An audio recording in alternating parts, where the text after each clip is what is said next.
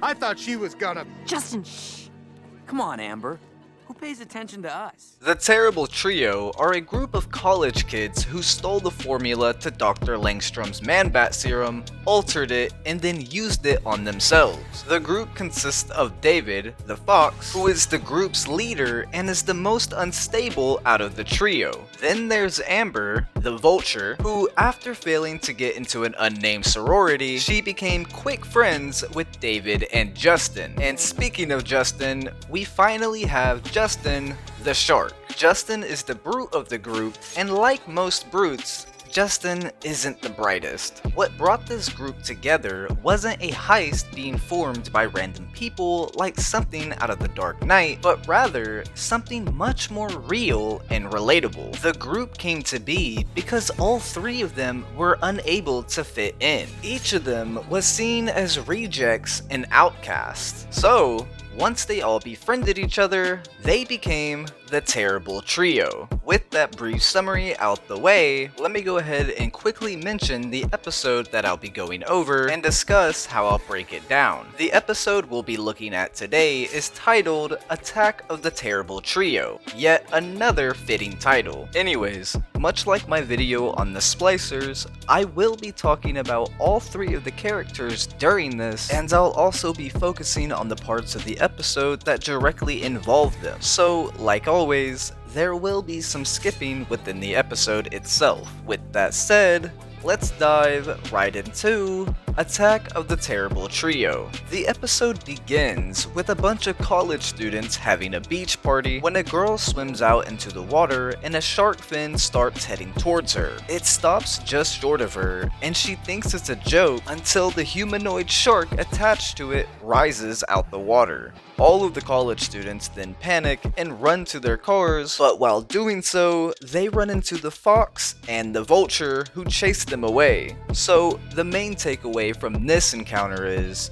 the Terrible Trio loves to cause chaos. It's not just because they're anarchists either, it's also because they enjoy threatening people and the power that comes with it. After feeling rejected and weak for what I'm assuming is years, they finally found power in their new forms and new hobbies. Skipping ahead, Batman and Batgirl confront Dr. Langstrom about the recent attack involving his transformative mutagen. Kurt denies any involvement and offers his assistance in the matter. And if you want to hear more about Langstrom, I did a whole video on him that you can go ahead and check out after this one. Skipping ahead again, the trio walks into their dorm as they discuss how they wrecked the party, and Justin begins boasting about how they terrorized the other students out loud. The two things we can take away from this is that 1. Justin and the rest are sadistic and take great pleasure in doing what they do. And 2. Justin talking rather loudly about everything suggests that he isn't that smart, or at the very least, he lacks basic awareness. After their discussion, they go to David's room where they encounter David's roommate,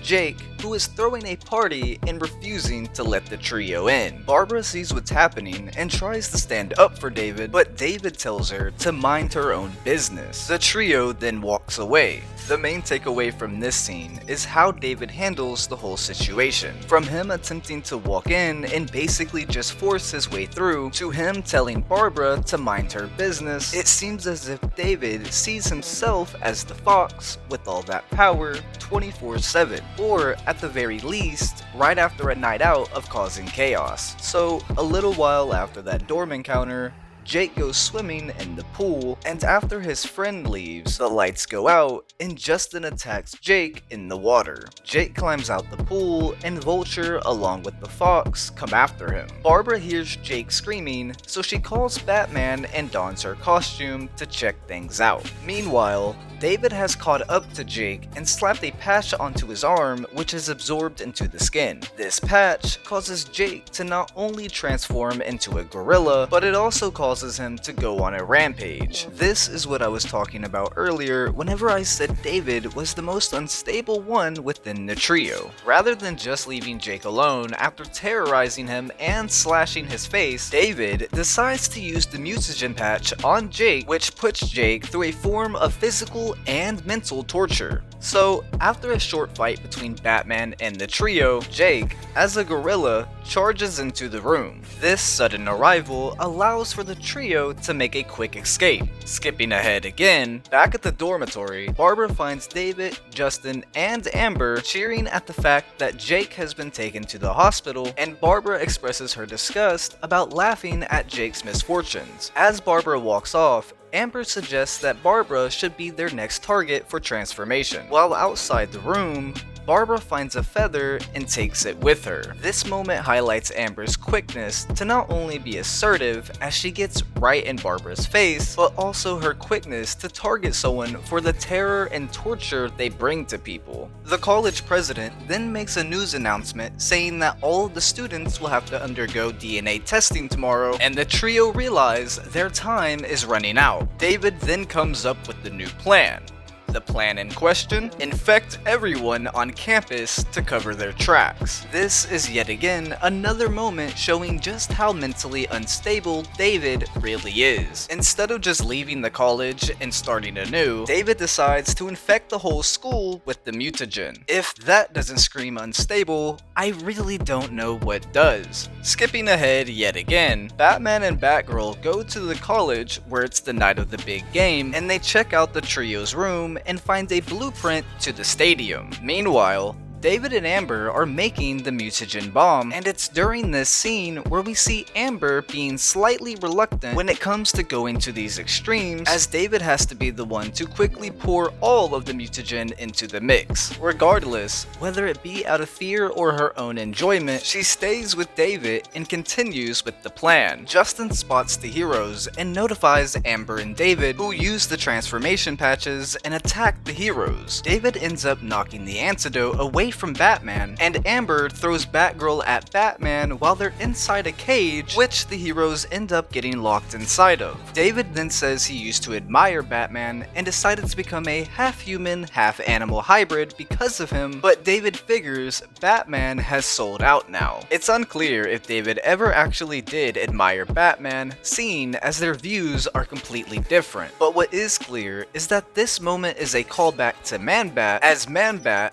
aka Dr. Kurt Langstrom, has said similar things himself to Batman. After David's done lecturing the heroes, he releases poisonous snakes into the laboratory and then takes off with his friends to release the mutagen in the stadium. While Amber attacks the cheerleaders and marching band, David and Justin take the bomb containing the mutagen into the men's locker room. Batman blows open the cage door, and he and Batgirl track down the trio in order to stop them. After a short brawl, they hit both Justin and Amber with the antidote spray, transforming them both back into their human forms. The mutagen bomb is then seconds away from detonation, but Batman stops it with a perfectly thrown batarang. David goes berserk and tries to get to the bomb, but ends up getting knocked into it and covered with the mutagen. David then turns into a gigantic chimera, or Chimera if you're in the Batman Beyond universe, and flies out of the stadium to start causing chaos. Batman ends up getting grabbed by David, but Batman manages to steer David into an electrical sign which completely incapacitates David. Afterwards, the trio is hauled off to prison where they all remain misfits and outcasts. And that would be the last time we ever saw the terrible trio within the Batman 2004. Now, I know I really didn't say much about each of the characters, but that's simply because there just isn't much else to say. David is mentally unstable,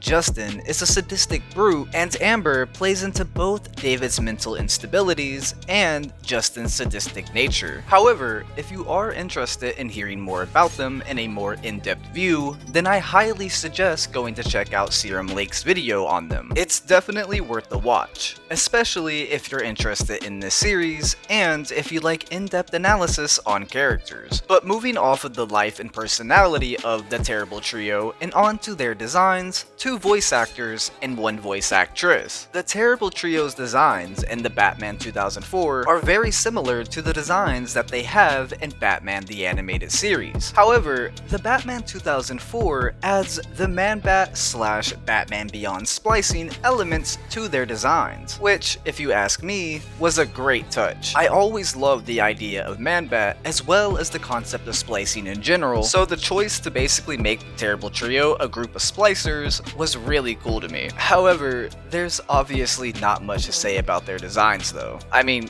David is a fox, which looks great. Amber is a vulture, which, again, looks great, and Justin is a shark, which, for the third time, looks great. So now, we'll move on to the 2 voice actors and 1 voice actress. We'll start with David the Fox. David was voiced by David Faustino. Fitting, isn't it? Back on the topic. And for those that didn't know, David Faustino also voiced Mako in The Legend of Korra. Next we have Amber the Vulture. Amber was voiced by Gray Delisle, or Gray Griffin, who has been the voice of Daphne Blake in the Scooby-Doo franchise since 2001. And finally, we have Justin the Shark. Justin was voiced by Gucci Gress, who played Bob in Ashley's Ashes. And I'm terribly sorry if I'm mispronouncing his name. Each one of them did a wonderful job handling these characters and bringing life into them. So huge shout out to all 3 of them. Or should I say, huge shout out to the trio. This is the end. For all of you. Mario is Paul Karen's bodyguard, but after failing to protect him, Mario became the vigilante named Rumor on the side. He is a man driven by revenge who will do whatever it takes to keep the villains out of the picture, even if it means killing them. Rumor ultimately serves as another dark reflection of Batman, much like Wrath and Scorn. The difference between Rumor and them though, is that Rumor goes after the villains, while Wrath and Scorn go after do-gooders. With Rumor having the motive that he does, it makes him more similar to Batman, which in turn further cements the idea of Rumor being Batman's dark reflection. With that brief summary out the way, let me quickly go ahead and talk about the episode that I'll be going over and discuss how I'll break it down. The episode we'll be looking at today is titled Rumors.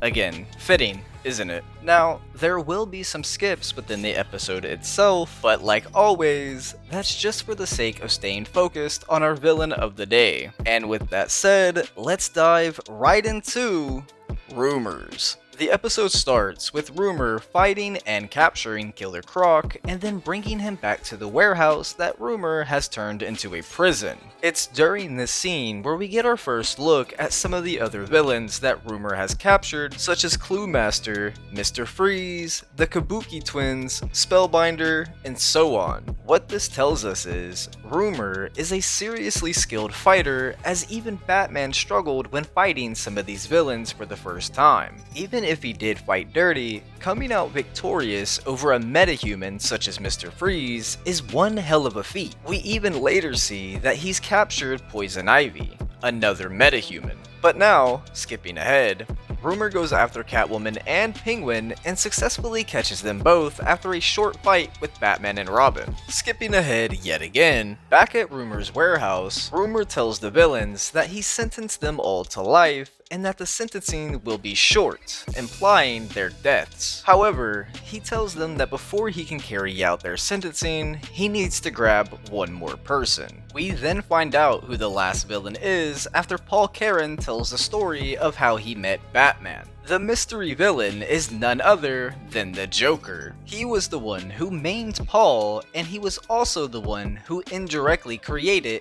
Rumor. This is another piece of that dark reflection I was talking about, as Bruce took what happened to him and turned it into something positive, ultimately using the aggression he felt and feels for a greater cause, while Mario, on the other hand, took what happened to him and turned it into something negative, ultimately becoming blinded by his aggression.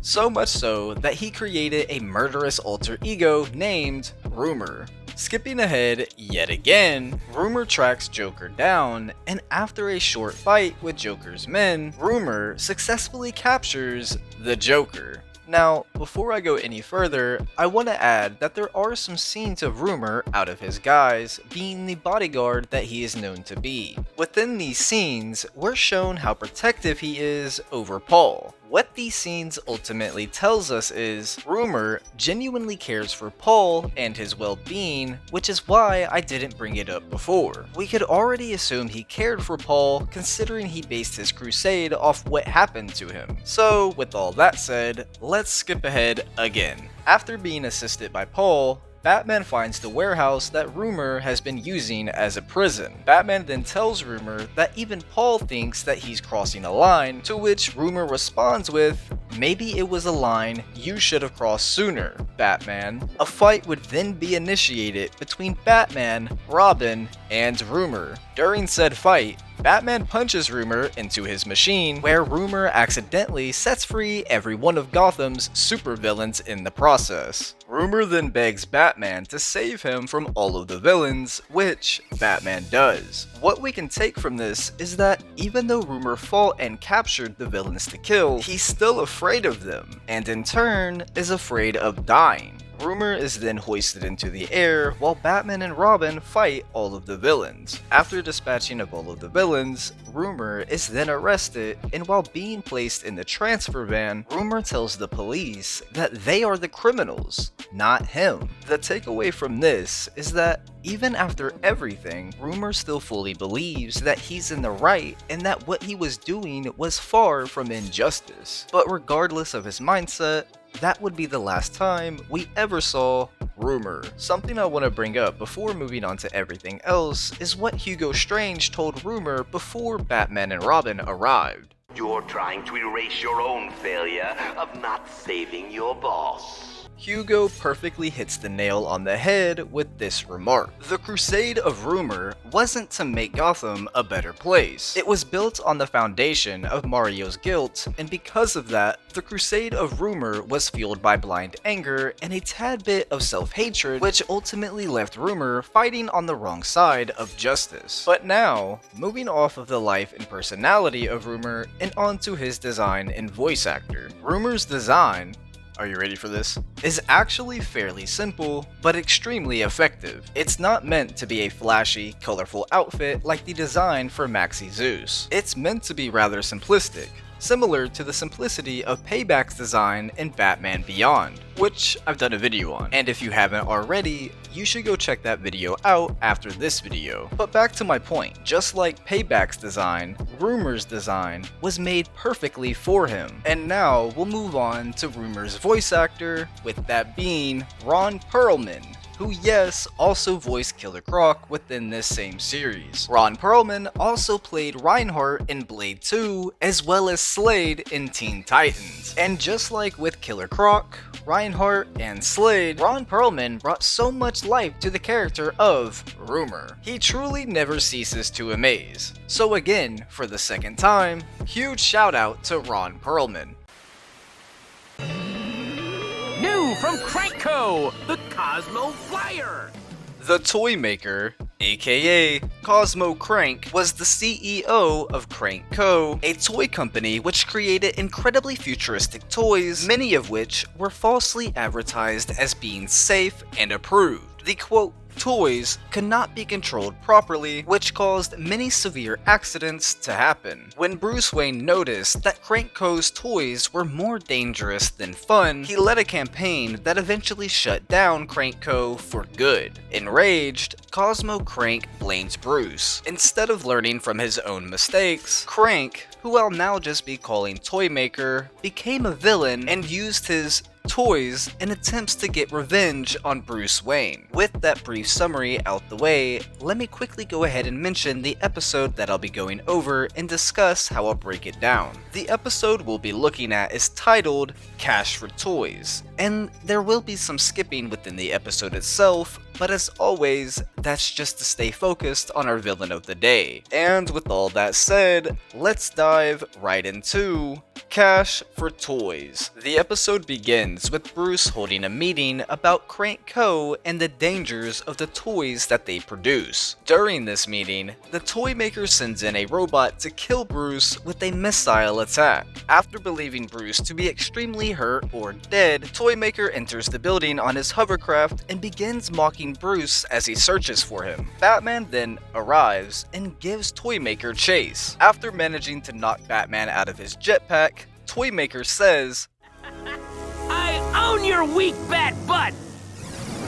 The main takeaway from this encounter, and really all the other encounters that are yet to come, is that Toymaker is very childish and immature, even going as far as to basically throw fits like a child would. Another sign of his childlike behavior is how he grunts and practically whines when something happens that he doesn't like when Batman showed up and started chasing him, for example. Something else of note is that Toymaker shows signs of narcissism when it comes to his toys. However, it's very possible that he's just delusional and actually believes his toys to be perfect. Skipping ahead, Toymaker sends a catbot to Wayne Manor in order to assassinate Bruce Wayne. The attempt obviously fails, but while the attempt fails, this scene does give us another glimpse at how deadly Toymaker's toys are. The catbot, if it were sent after an average Joe, or worse, a child, would literally be able to dismember the person. Then, if we go back to before Crank Co. got shut down, we see that his toys were still far too deadly for children and the public in general. With this in mind, and knowing how he believes his toys to be the best of the best, it almost solidifies the idea of him being delusional rather than being narcissistic. However, he very well could be both delusional and narcissistic. Skipping ahead again, Toymaker's third attempt at killing Bruce was to have a boy play with his toy robot, distracting the police while he got prepared to kidnap Bruce with his giant drill and take him back to his mock plan of Crankland. It's here where Toymaker blames Bruce once again for his downfall, but within the same breath, Toymaker also says this. Maybe my toys weren't the safest, but they were fim-boobly fun. Now, this is where things get slightly complicated, as that moment was basically a moment of clarity, but due to the delusion being so strong, and it having basically consumed what once was his reality, he was brought back to his original, slightly narcissistic, and fully delusional mind state. After he admits that his toys weren't the safest, he tells Bruce that he will be joining the Toymaker's toy collection as he hangs the pod that Bruce is in over molten plastic. This scene is actually crazy and shows us just how far gone the Toymaker truly is. Dipping a human being into molten plastic and attempting to turn them into a statue figure is beyond insane. So with that said, on top of his delusional state and his narcissistic behavior, he's also completely psychotic. However, the attempt fails, of course, as Wayne escaped while Batman enters Crankland to confront the Toymaker along with Detective Cash. After a short chase and fight, and after saving Detective Cash, Batman defeats Cosmo Crank, aka the Toymaker. Believe it or not, Toymaker would go on to make a cameo in the episode Rumors, but as it's literally just a picture of him on a screen, there's no need to talk about that. With that said, this would basically be the last time we ever truly saw the Toymaker. There's truthfully not much to say about the Toymaker other than what I said in the beginning of the video, and that's that he's very childish and immature. However, as I stated later on in the video, he's also highly delusional, slightly narcissistic, and psychotic. I also want to go ahead and apologize for this video being shorter than usual. As I said, there's really not much to say about him, and I didn't want to drag out the video for no reason by talking more about the episode itself. But anyways, moving off of the life and personality of Toymaker and on to his design and voice actor. Toymaker's design honestly fits perfectly into this universe and is rather unique. As much as I don't like this guy, I have to say some parts of his design are actually pretty cool, like his long spiky blue hair and his goggles. He also wears fingerless gloves, which I'm a sucker for, so there's that as well. But now, we'll move on to the Toymaker's voice actor, with that being Patton Oswalt. And for those that didn't know, he played Remy in Ratatouille, Hedges in Blade Trinity, and Pinky Penguin in BoJack Horseman, as well as many other great roles. So huge shout out to Patton Oswalt. You people don't know funny. I'll just go somewhere they do. Donnie, aka Prank is a classmate of Barbara Gordon who considers himself to be the class clown. However, the other students find him to be more annoying than funny. After he discovered the fact that no one in the school understood his jokes, he went to an open mic comedy club where he caught the attention of Joker. It's very possible that the reason Donnie wants to be the class clown is because he's not only seeking attention and approval, but it's also most likely a coping mechanism, as Donnie probably comes from a stressful and neglectful environment. It's also worth noting that Donnie doesn't have any desire to hurt people. Donnie just wants to make people laugh, as we'll see later on. With that brief summary out the way, let me quickly go ahead and mention the episode that I'll be going over and discuss how I'll break it down. The episode we'll be looking at today is titled The Apprentice. Now, there will be some skipping within the episode itself, but as always, that's just to stay focused on our villain, if you even want to call Donnie that, of the day. With all that said, let's dive right into The Apprentice. Normally, I'd start at the beginning of the episode, but all we need to know from the intro is that Joker wants a sidekick. Where we'll actually start is gonna be where we first see Donnie, which is at Gotham High School. During class, Donnie pulls two tricks on Barbara. First, Donnie shoots a spitball at her forehead whenever she turns around after correctly solving the math problem on the chalkboard. Then, as Barbara returns to her seat, Donnie puts a whoopee cushion on her chair. Whenever Barbara sits down, a loud noise is heard throughout the classroom, slightly embarrassing but more so annoying Barbara. This all results in Donnie getting a week of detention. After being laughed at by the entire class, whenever Barbara says that Donnie isn't funny, Donnie says that they all don't know funny and that he'll just go somewhere where they do. This whole classroom scene goes back to what I was saying about Donnie seeking attention and approval, as after the second prank he pulls on Barbara and after the joke he makes about the math equation, he looks around the room to see if anyone is laughing or smiling,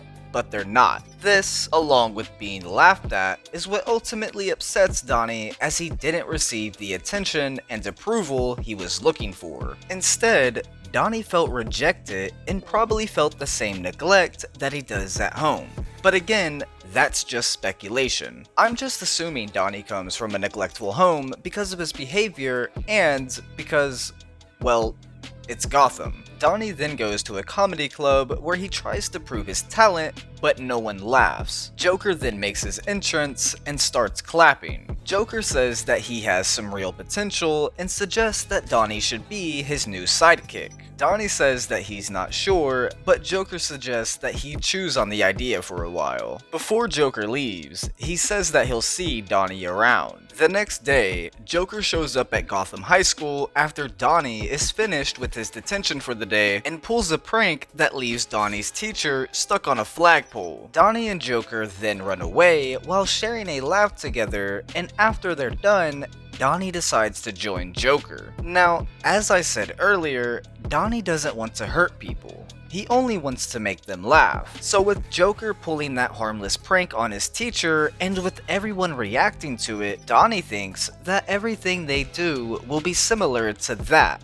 which is why Donnie teams up with the Joker. Donnie, as of now, fully believes that they'll just be doing harmless pranks on people in order to make them laugh. However, that's not the case, as we'll see. While at Joker's hideout, Donnie and Joker come up with the idea of hitting the police with a giant gumball. Joker then tells Donnie that his new name is Prank and gives him a costume, which we'll see in the next encounter. Joker then kicks his plan into high gear and begins launching gumballs at the police when Batman and Batgirl show up as Prank emerges from a van. Batman ends up getting stuck within some of the gum, but Batgirl manages to dodge the gumball and kick Prank afterwards. Batgirl then realizes that Prank is actually Donnie after he begins laughing. The two things of note here are, firstly, it's unclear if Donnie thinks that the gumballs will hurt or not, but seeing as what his later response to Joker is, I'm assuming that he thinks that the gumballs by themselves are more or less harmless. In reality, it's definitely on the more side. And secondly, what he does to Batgirl whenever she catches him goes back to him not wanting to harm people. He easily could have done something that actually hurt her, but instead, he just launches another spitball like he did when they were in class. From behind, Joker knocks out Batgirl with a punching glove and attaches her to one of the giant gumballs, planning to launch it into a building, killing her. After laughing for a bit, Joker tells Prank to launch the ball into the building, to which Prank hesitates, saying that if he does that, then she'll die. However, Joker cuts Donnie off before he can say die, and he says that it'll be hilarious. Donnie then says that he's not sure he gets the joke. Joker then explains the quote, joke, while yelling, which scares Donnie. Afterwards, Donnie says that he wanted to make people laugh, not hurt them. Joker, growing upset and impatient, grabs Donnie to go have a talk, but before leaving, Joker launches the gumball that Batgirl is attached to. This whole conversation goes back to what I said about Donnie only wanting to make others laugh and smile. He just wants to make people happy, as he obviously lacks some happiness himself. He doesn't have a desire to actually harm people. Annoy them, sure, but harm them? That's just not in his nature. He's a prankster, not a monster like Joker. Batman obviously saves Batgirl, so we'll just skip ahead. Back at Joker's hideout, Joker is angered at Prank for hesitating to kill Batgirl, so he decides to try to drop Donnie in the same vat of chemicals that he gained his mental disfigurement from. Joker tries to push Donnie off of the edge and into the vat, but Donnie manages to hold onto the edge of the bridge. Batman and Batgirl then arrive. Batgirl tries to save Donnie from slipping into the vat of chemicals, but Joker throws a playing card at her grappling hook, which causes her to have to grab onto Donnie's legs in order to not fall into the vat of chemicals herself. Batman then knocks down Joker and helps Donnie and Batgirl get up. Once they get up, Joker holds a gun on Batman and Batgirl. Meanwhile, Donnie, traumatized by all of the horrors he witnessed while under the Joker, delivers the final blow to the Clown Prince of Crime and prevents him from shooting Batman and Batgirl. Donnie then tells Joker that the best punchline is the one you don't see coming. And that would be the last time we ever saw Donnie, aka Prank. Donnie's story is another precautionary tale. His story shows the dangers of strangers, as well as showing the dangers of how surrounding yourself with bad people will result in bad things happening, not just to you, but also all around you. As a character, Donnie is presumably a lonesome kid who is probably neglected at home, who also has a deep desire to make everyone around him smile and laugh, as he has no one to do that for him. He wants to give what he himself wasn't given: happiness. However, Donnie does go about this in the wrong way, which is what led to him encountering the Joker. Although, it's worth noting, it's not like Donnie sought out Joker. In fact, Joker sought him out. So that outcome isn't directly his fault. Also, to go back onto the topic of Donnie having a neglectful family, the fact that Donnie was able to go to a comedy club at night by himself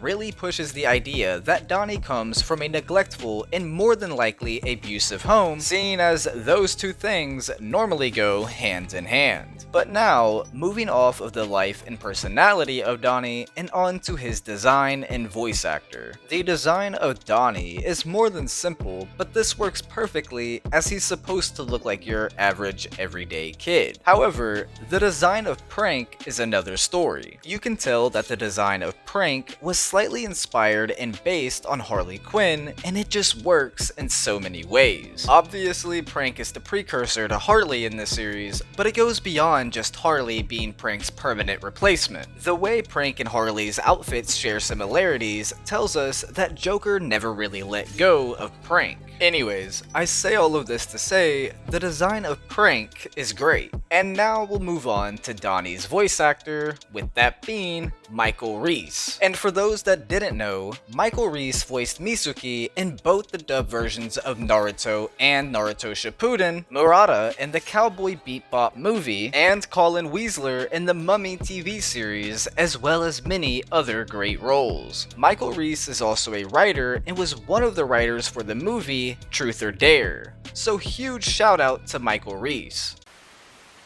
Hello, is this thing on? Tobias Jones, aka Templar, is a villain that was created specifically for this series. Templar uses specially made metallic gloves which have two yellow circles that when activated and slammed into the ground can cause small earthquakes. Templar can also create powerful sound waves by clapping his hands together. Templar truthfully doesn't have much of a personality as he's honestly nothing more than a hired gun. And like most hired guns, Templar is quick to anger, seen as that's basically his default emotion. However, he does appear to take great pleasure in destroying things with his gloves. It's most likely the only thing that provides Templar any type of joy outside of money. He also makes a few puns and or jokes throughout the episode, so I guess that does kinda help give him a little bit more of a personality, even if it is just Mr. Freeze's personality from Batman and Robin. With that brief summary out the way, let me quickly go ahead and mention the episode that I'll be going over and discuss how I'll break it down. The episode we'll be looking at is titled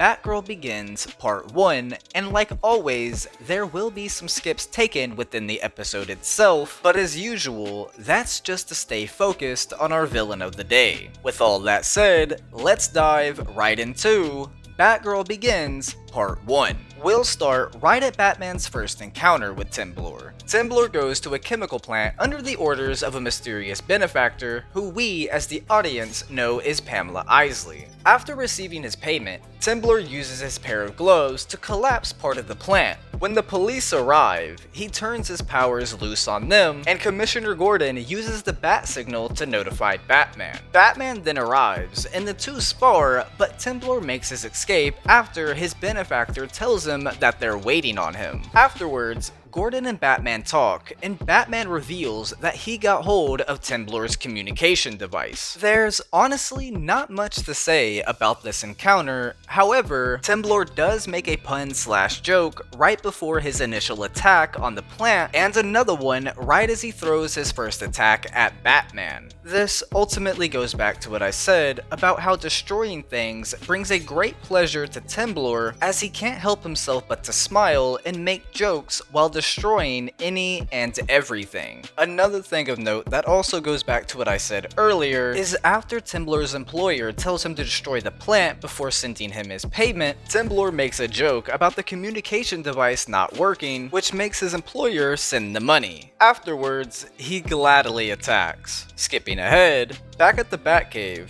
Bruce intercepts a message for Templar where Bruce learns Templar's next target. Batman then catches up to Templar and the two fight. After trading hits for a while, Templar buries Batman in rubble long enough to make his escape. Again, there's not a whole lot to say here outside of Templar making a pun. However, what we can take away from Templar constantly throwing these puns out is that this is basically all just one big joke to him, and it's more than hilarious. Skipping ahead again, at the next factory, Pamela is tossed out, and Batman intercepts her signal to Templar where she gives him his next target. After tracking her down, Barbara confronts Pamela at the Chlorogene factory, but Templar shows up when he realizes that he's not getting paid as promised. Pamela then runs away, while Barbara tries to distract Templar, but he sends her flying and goes after Pamela in a conservatory where Chlorogene is growing mutated tomatoes. This, once again, goes back to what I said about Templar only taking priority in destroying things and in money. Both things play a huge part in Templar's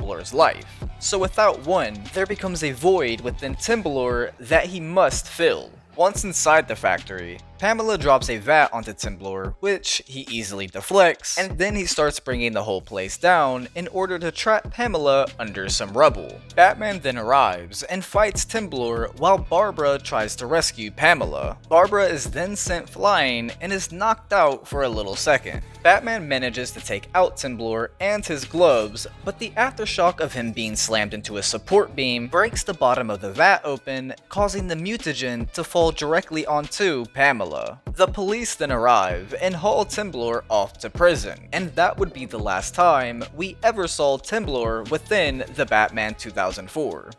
Well, technically. Templar does appear in the episode Rumors, but only for literally like 15 seconds, so we won't be going over that. Templar also appears in the Batman Strikes comics, where in issue 24, Templar appears as one of the many criminals loose in Gotham City that Batman is forced to fight after numerous criminals escape Arkham due to Catwoman. And in issue 32, Templar appears in Joker's group of villains and is defeated alongside Mr. Freeze in the amusement park. This issue would actually be the last time we ever saw Templar. But anyways, moving off of the life and personality of Templar and on to his design and voice actor. The design of Templar is, as I always say, it's simple yet effective, and it honestly fits the character brilliantly. With his personality and with the abilities of his gloves, I can't really see him having a colorful or flashy outfit like many other characters within this series. The trench coat was also a perfect touch, as it not only works within the world of Gotham, but it also adds to Templar's cool factor. And now, we'll move on to Templar's voice actor, with that being Jim Cummings. And for those that didn't know, he played Scar in Lion King 1994, Pete in a Goofy movie, and Ray in The Princess and the Frog, as well as many, and I do mean many, other great roles. So huge shout out to Jim Cummings. And that about wraps up this video. If you made it this far into the video, I just want to go ahead and thank you for watching, as it truly means the world to me. Also, like always, huge shout out to Mercenary X84 and Best Man Gamer for still being members. I really appreciate you both for supporting me the way y'all do. It seriously means a lot to me. Honestly, I can't put into words how grateful and thankful I am for all of the support and love from all of you. Y'all have made a childhood dream of mine come true. So from the bottom of my heart, thank you to each and every one of you. Anyways, with my ramblings finally out the way, it's been ugly, and I'll see y'all in the next one.